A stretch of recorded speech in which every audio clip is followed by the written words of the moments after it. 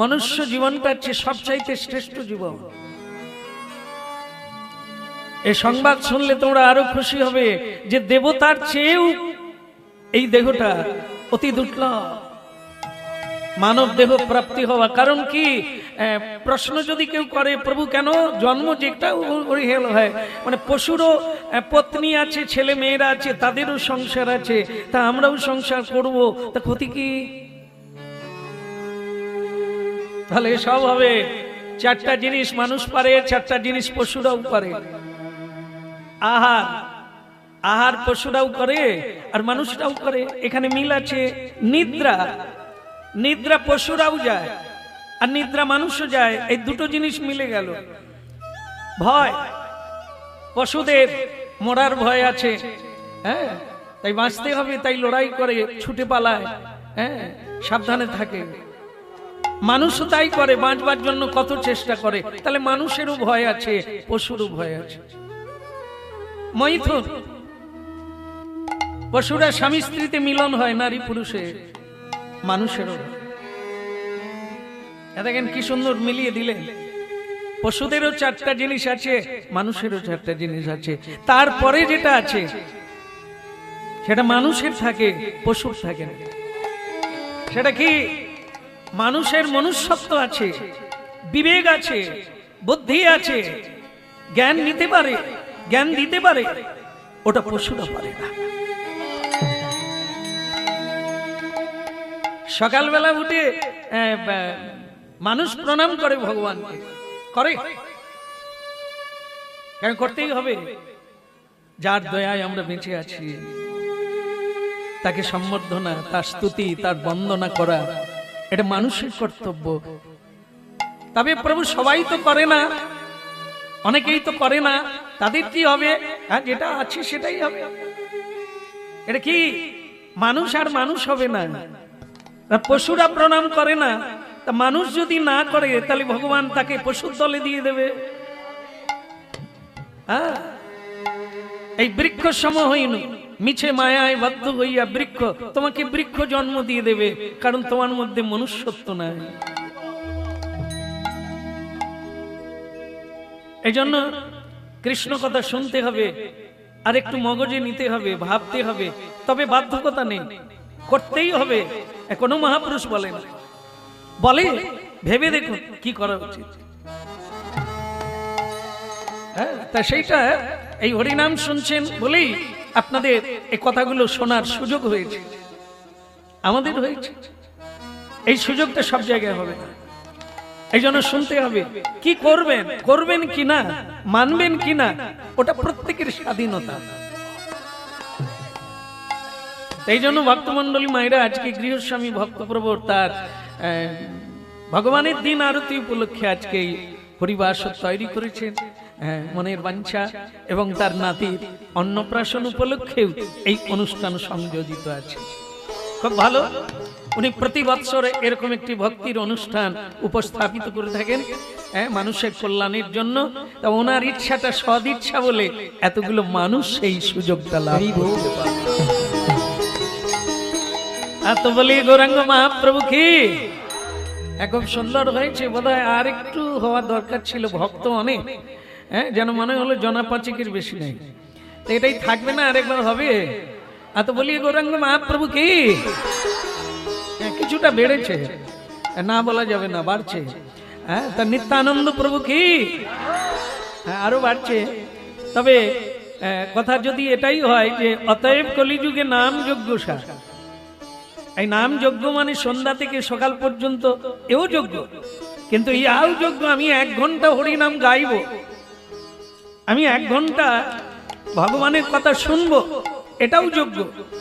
আমি একবার কৃষ্ণ নাম প্রতিদিন বলবো, তালি বাজিয়ে কীর্তন গাইব, ইহাও যজ্ঞ। তাই জন্য আরেকটি কথা, এই হরিনামকে আরেকটা পরিভাষা বলা হয়, সেটা হচ্ছে জ্ঞান যজ্ঞ।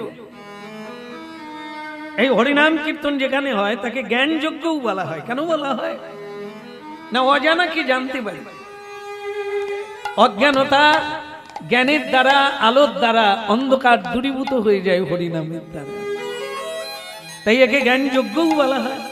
তো যাই হোক, মহাপ্রভুর অবদান হচ্ছে কলিকালে মহানাম, অর্থাৎ সবগুলি মন্ত্র কিন্তু একটা আছে মহামন্ত্র। তো সেই কেউ যদি কিছু নাও পারো, অন্তত মহামন্ত্র কীর্তন করো। এখন কি একটু করা যাবে? হরে কৃষ্ণ কৃষ্ণ কৃষ্ণ কৃষ্ণ হরে হরে, হরে রাম রাম রাম রাম হরে হরে। হরে কৃষ্ণ কৃষ্ণ কৃষ্ণ হরে হরে, হরে রাম রাম রাম হরে হরে। চমৎকার পরিবেশ। আপনারা একবার বলবেন, মহাপ্রভু শুনবেন। হরে কৃষ্ণ হরে,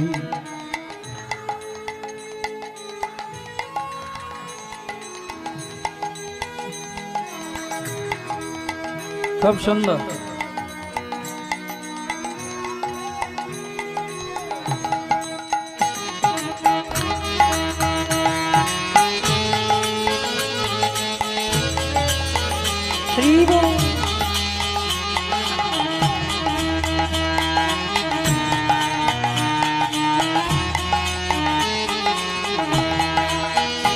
हरे कृष्ण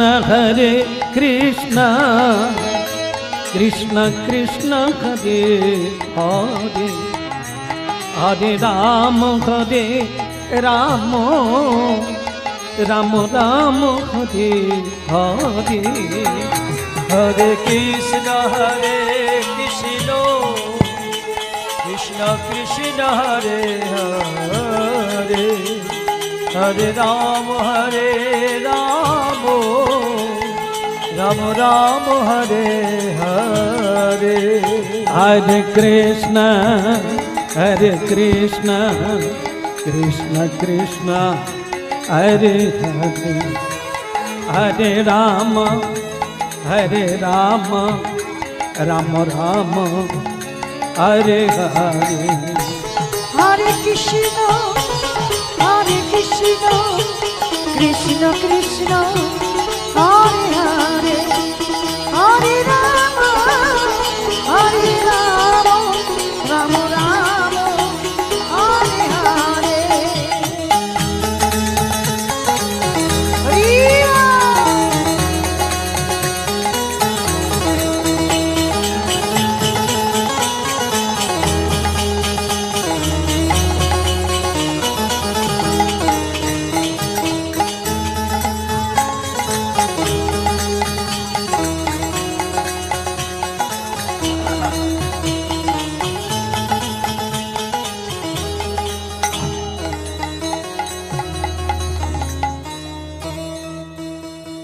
হরি বল। যাক, আপনারা শ্রবণ করলেন এবং তার সঙ্গে আপনারা কীর্তন করলেন। একটা জিনিস জেনে রাখতে হবে, সেটা হচ্ছে কোন জন্মে যদি না করি তাহলে কিন্তু ওপারে যাবে না। আমরা যেটা ভুলে এপারে চলে এসেছি, তা প্রশ্ন, তা প্রভু কিভাবে এলাম আমরা? যদি আপনার চরণে ছিলাম, আপনার ধামে ছিলাম, তা আমরা এই মায়াময় সংসারে এলাম কিভাবে? বৃন্দাবনের রাখাল যেমন গরু নিয়ে মাঠে যায়, গরু নিয়ে মাঠে যায় চারণ করার জন্য, তাকে বলা হয় গোচারণ, যেটা ভগবান শ্রীকৃষ্ণ করেছিলেন। স্বয়ং ভগবান বললেন, তোমাদের নিয়ে, তোমাদের মতো জীবগণকে নিয়ে আমি মর্তধামে গেলাম, একটা দ্বীপে গেলাম। এই দ্বীপটার নাম হচ্ছে জম্বুদ্বীপ। সারা পৃথিবীর মধ্যে জম্বুদ্বীপ শ্রেষ্ঠ, আর সেই জম্বুদ্বীপের মধ্যে ভারতবর্ষ শ্রেষ্ঠ। 9টা বর্ষ আছে শ্রীমদ্ ভাগবত, 9টা বর্ষের মধ্যে এই ভারতবর্ষ হলো শ্রেষ্ঠ জায়গা। আর এই ভারতবর্ষের মধ্যে একটা জায়গা শ্রেষ্ঠ, সেটা হচ্ছে শ্রীমৎ বৃন্দাবন ধাম। ভগবান শ্রীকৃষ্ণ লীলা পুরুষোত্তমের লীলা বিহার স্থল। সেই বৃন্দাবন সর্বশ্রেষ্ঠ জায়গা, যে মহাপ্রলয়েও হারিয়ে যায় না, ক্ষয়ে যায় না, লয় হয় না। সুধীগণ, তো ভগবান শ্রীকৃষ্ণ বললেন, আমি তোমাদেরকে নিয়ে সেই সুদূর গোলক বৃন্দাবন থেকে এলাম মর্তধাম এই লীলা করার জন্য। সবাইকে বলে দিলাম যে তোমরা এই দ্বীপ ছেড়ে কোনো দিকে যাবে না। হ্যাঁ, এই যদি তোমরা ডান দিকে যাবে তাহলে দেখবে ওখানে কুমির আছে, এই জলে কুমির আছে, ধরে নেবে। আর যদি বাম দিকে যাও তাহলে বাম দিকে বাঘ সিংহ আছে, ওদের পেটে চলে যাবে। আর যদি তুমি পিছন দিকে যাও তাহলে সেখানে তোমার জন্য ব্যাধ জাল পেতে রেখেছে। আর সামনে যদি যাও তাহলে ওখানে অগ্নি জ্বলছে, তুমি আগুনে গিয়ে পড়ে যাবে। যেও না, এইখানেই থাকো, এই দ্বীপে থাকো। তোমরা সবাই এখানেই খেলা করো, মজা করো। আর আমি যাবার বেলা, আমি যখন লীলা শেষ করে সাঙ্গ করে বাড়ি ফিরবো, তোমাদেরকে সঙ্গে নিয়ে যাও। কেউ যেন আমাকে ভুলে যেও না। তা আমাকে ভুলে গেলেও চলবে, আমার বাণী কেউ ভুলো না। নিতাই গৌর হরি বল।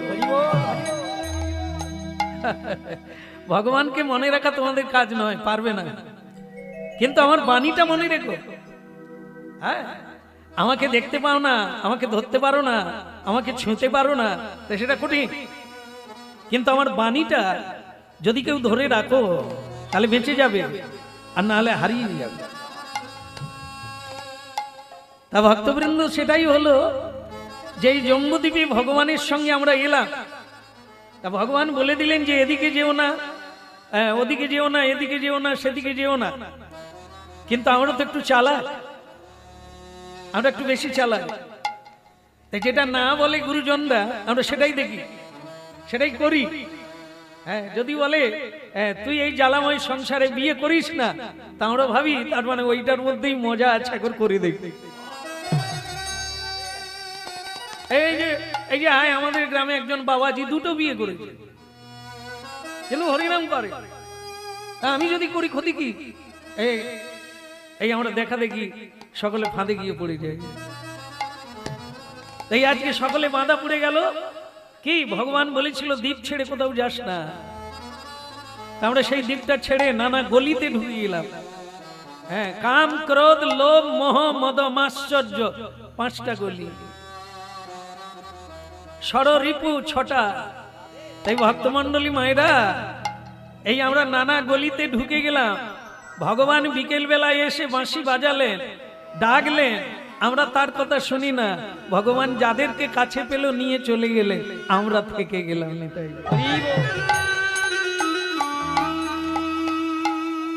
হ্যাঁ, এই ছিল আমাদের ইতিহাস। আমরা কি করে এপারে থেকে গেলাম, এই মায়ার জগতে কি করে বারবার জন্ম নিচ্ছি, কেন ওপারে যেতে হবে ভাবতেও পারি না, জানি না। তাই ভক্তমন্ডলী মায়েরা, মহাপ্রভু এসেছেন কলিকালে ফিরিয়ে নিয়ে যাওয়ার জন্য। হরিনাম কীর্তন না করা পর্যন্ত কারোরই মুক্তি নেই, কেউ ওপারে যেতে পারবে না। এই জন্য মহাপ্রভু বলেছেন, হরের নামই বুকে বলো, নাহি হবে পার, অন্য কোন ধর্ম কইলে নাহি হবে কোনো পার। তাই হরিনাম শুনতে হবে, হরিনাম গাইতে হবে, হরিনাম বুঝতে হবে। না হলে তুমি ঠকে যাবে, হয় কুমিরের পেটে যাবে, বাঘের পেটে যাবে। বাঘ মানে বিষয়, কুমির মানে লোভ, এরা প্রচুর খায়। হ্যাঁ, গোটা গোটা খেয়ে নেয়, লোভ। আর কাম হচ্ছে বিষয় বৈভব। এই কামনার জন্যই তো আজ আমাদের এই বন্ধন, এই টান, এই দয়া, এই মায়া, এই আকর্ষণে আবদ্ধ হয়ে আছে। তাই ভক্তমন্ডলী মায়েরা, মহাপ্রভু হরিনাম নিয়ে এলেন নিষ্ঠার সহিত, ভজ নিষ্ঠা করে। যেই নাম সেই কৃষ্ণ ভজ নিষ্ঠা করি যেই নাম সেই কৃষ্ণ ভজ নিষ্ঠা করি যেই নাম সেই কৃষ্ণ ভজ নিষ্ঠা করি ওই না যে নাম সেই কৃষ্ণ ভজ নিষ্ঠা করি কেবল নামের সহিত আছেন আমার আপনি শ্রী হরি ওই না নামের সহিতেন আছে আপন শ্রীহরি যেই নাম সেই কৃষ্ণ ভজ নিষ্ঠা করি যেই নাম সেই কৃষ্ণ ভজ নিষ্ঠা করি বল যেই নাম পৃথিবীতে যত মহাপুরুষগণ এসেছেন প্রত্যেকেরই একই কথা, নামের উপরে কোনো ধর্ম নেই। নামের সঙ্গে কোনো বস্তুর তুলনা করা যাবে না, নামের কোনো বিকল্প নাই। তাই যে যেভাবে আছো, যে গলিতে ঢুকে গেছো থাকো, কোনো সমস্যা নাই। তোমার বেরোবার একটাই উপায়, তুমি যেখানেই থাকো হরি নাম করো, সাধু সঙ্গ করো। আস্তে আস্তে আস্তে প্রভু কি করে এই ময়লা যাবে বুঝতে পারবো। হ্যাঁ, সংসারে ময়লা কিভাবে দূর হয়? 3 বার করে ঝাড়ু দিতে হয়, 3 বার, সকালে দুপুরে সন্ধ্যায় ঝাড়ু লাগাতে হয়, না হলে ময়লা থেকে যায়।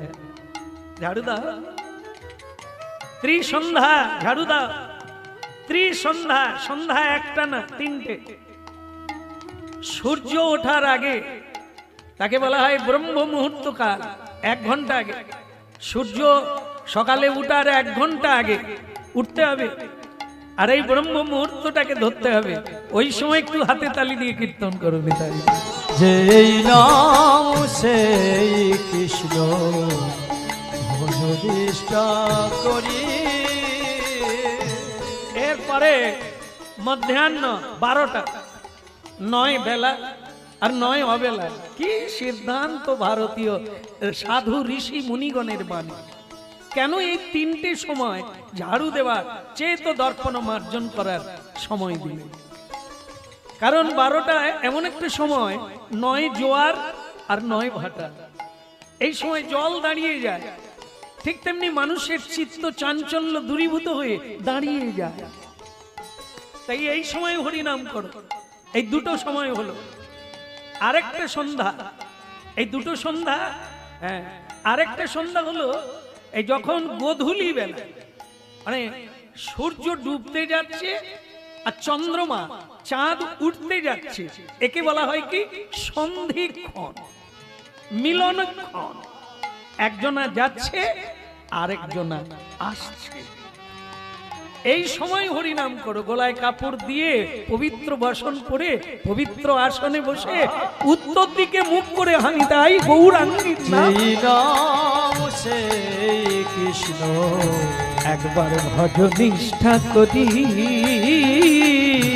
যেই নাম সেই কৃষ্ণ ভজ নিষ্ঠা করি। ওই নামে রসহিত আছে আপনি শ্রী হরি।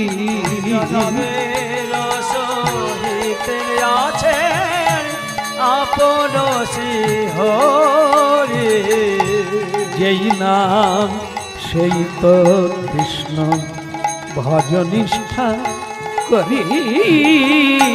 যেই নাম সেই কৃষ্ণ ভজ নিষ্ঠা করি।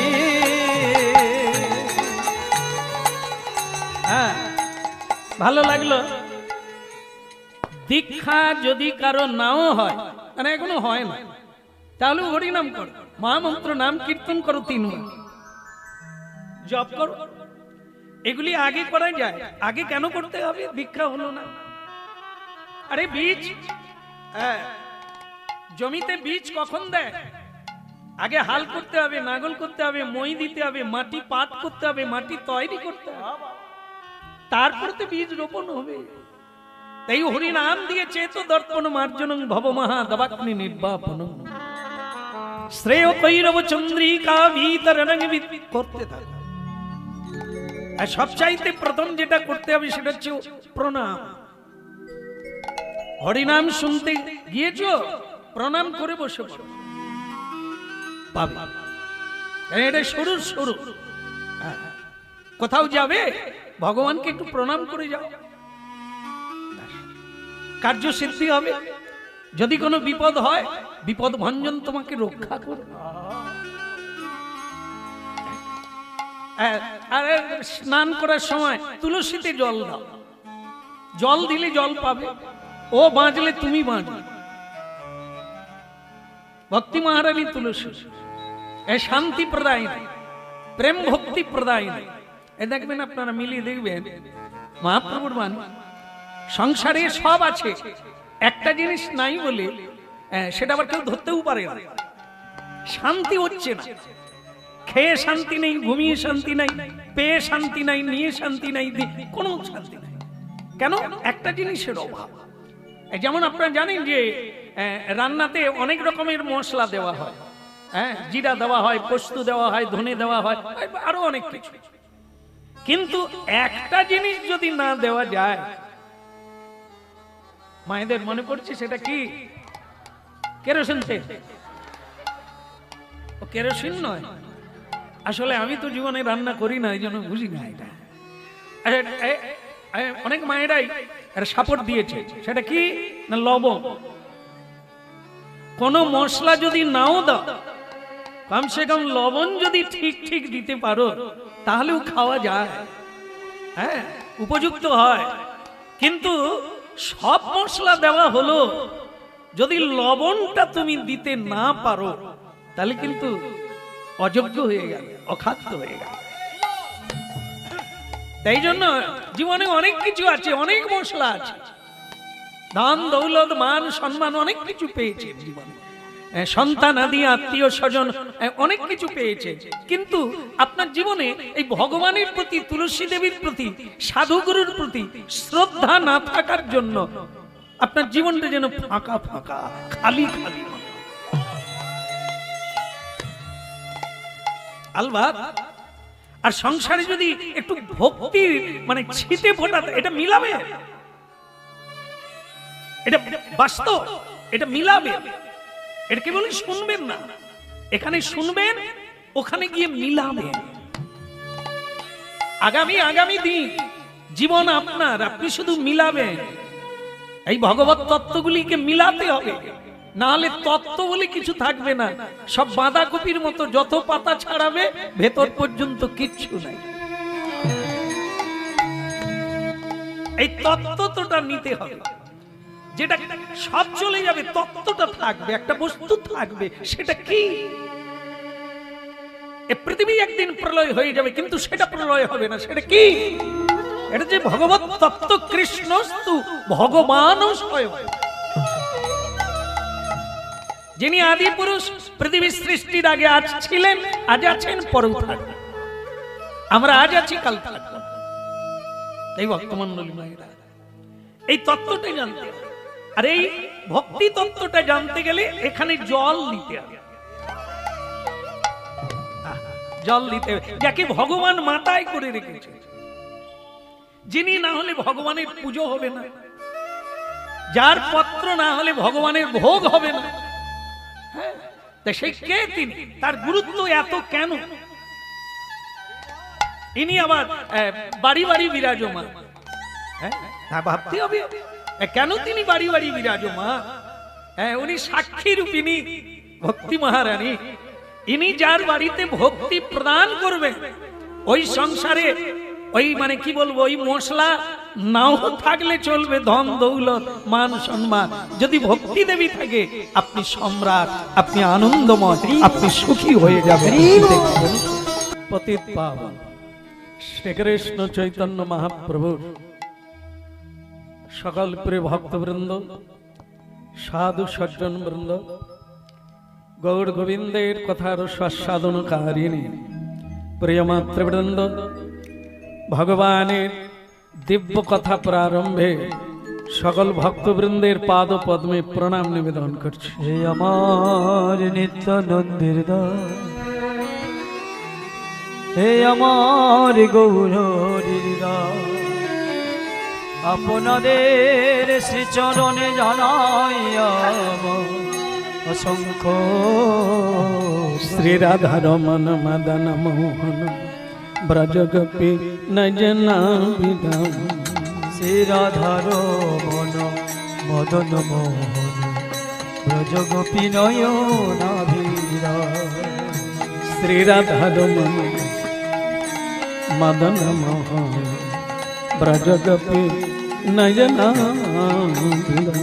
শ্রীরাধার মদন মোহন ব্রজ গোপী নয়নাভিরাম। আশ্রিত আশ্রয় পরময় আশ্রয় জগত আশ্রয় প্রাণ। আশ্রিত আশ্রয় পরম আশ্রয় জগত আশ্রয় প্রাণ। আশ্রিত আশ্রয় পরময় আশ্রয় জগত আশ্রয় প্রাণ। আশ্রিত শ্রী রাধা রমন মদন মোহন ব্রজ গোপী নয়না।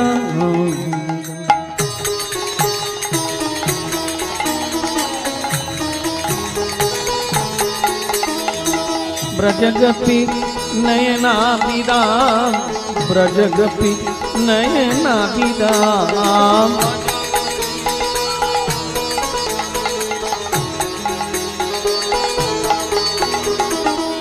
রাধা রমন মদন মোহন ব্রজ গোপী নয়না, ব্রজ গোপী।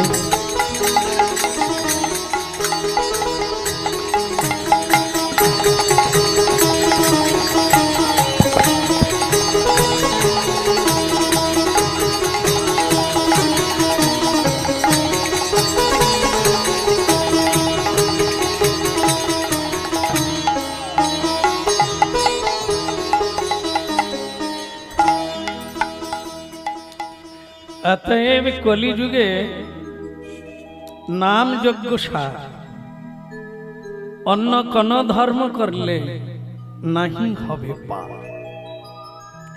পার মানে কি বোঝায়? এপার থেকে ওপার। কিন্তু আমরা কি কোন নদীর তীরে আছি? বলছেন হ্যাঁ, আমরা যেখানে আছি সেটাকে শুধু নদী বলে না, তাকে সমুদ্র বলে। সংসার সমুদ্র, আমরা তার তীরে আছি। ভয়ঙ্কর ব্যাপার। নাহি হবে পার। তাহলে আমরা জানতে চাইব যে প্রভু আমরা কোন পারের বাসিন্দা? ওপারের না যে পারে আছি এই পারে?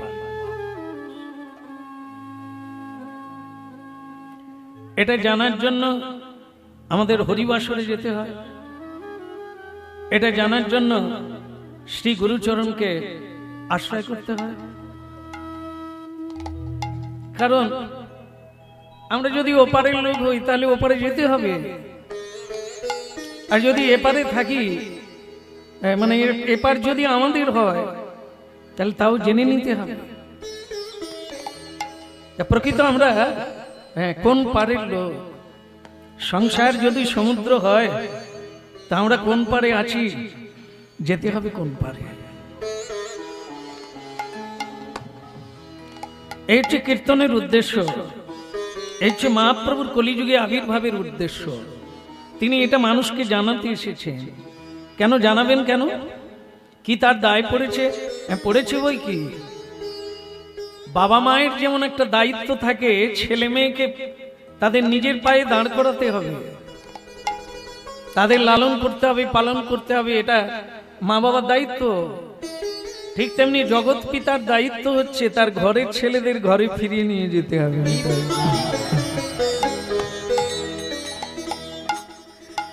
আচ্ছা প্রভু, আমরা যদি ওপারের বাসিন্দা হই, তা প্রভু তোমার চরণের আমরা দাস হই, জীব নিত্য কৃষ্ণ দাস, তা প্রভু আমরা ভুলে গেলাম কি করে? জীব নিত্য কৃষ্ণ দাস তাহা ভুলি গেলা, অতএব মায়া তারে গলাতে বাঁধিলা।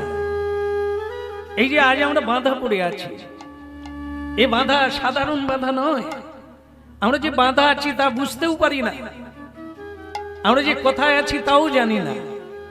তাই এটি হচ্ছে মোহের বন্ধন, মায়ার বন্ধন, অজ্ঞানতার বন্ধন। তাই এইটা কাটিয়ে উঠতে হবে।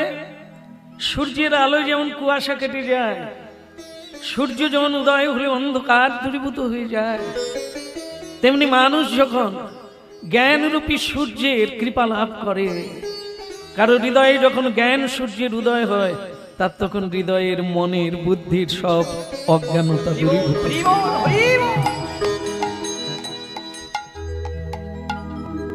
এর জন্যই হরিনাম সবাইকে শুনতে হবে, সবাইকে জানতে হবে। আচ্ছা প্রভু, যদি কেউ না জানে, জানতে চায়, তাহলে কোনো অসুবিধা নেই। অনন্ত জীব আছে, জীব জন্তু আছে, কৃমিকীট আছে, পশু পক্ষী আছে, লতা পাতা আছে, গুল্ম আছে, বৃক্ষ আছে, সবাই তো আছে, সবাই ভগবানের সৃষ্টি।